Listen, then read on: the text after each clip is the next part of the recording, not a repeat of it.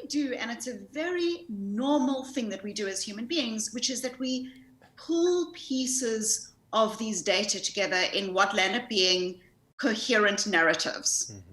Now, these coherent narratives hang together in some way in our minds, but they don't always necessarily reflect our values or reflect who we want to be.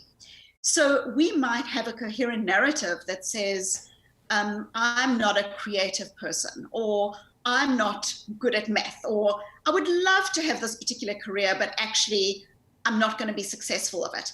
And sometimes that narrative is born out of some reality in our lives. You know, we might not be fundamentally hugely talented at this particular part of creative thinking, or bringing it together in a product. But often what happens is we draw together these narratives, these stories, and they are normal, they are natural, because what they do is they help us to shortcut, to think of Dan Kahneman's work in System 1 thinking, where we make these quick, intuitive deductions. You know, do I trust this person? Do I not trust that person? Should I put my hand up for this opportunity? Should I not? So what we do is we create these narratives. The narratives themselves are normal. We all do it. And it's a way of keeping us sane in a busy world. But what starts to happen is some of our narratives can not serve who we want to be. So I want to put my hand up for this opportunity, but the narrative that started maybe when I was 13 years old, that told me who I am, what I deserve, what I'm good at, what I'm not good at, holds me back because I've now got this story that I'm living into.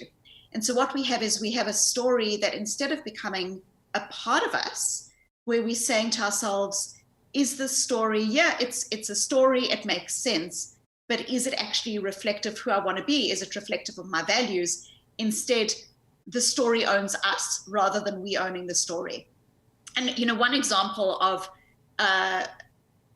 you know, what, again, Dan Kahneman thinks of as these intuitive System 1 thinking, and that I talk about in my book, is, you know, stereotypes, biases. All of these things are narratives that we often draw together, but that hinder our ability to actually thrive effectively.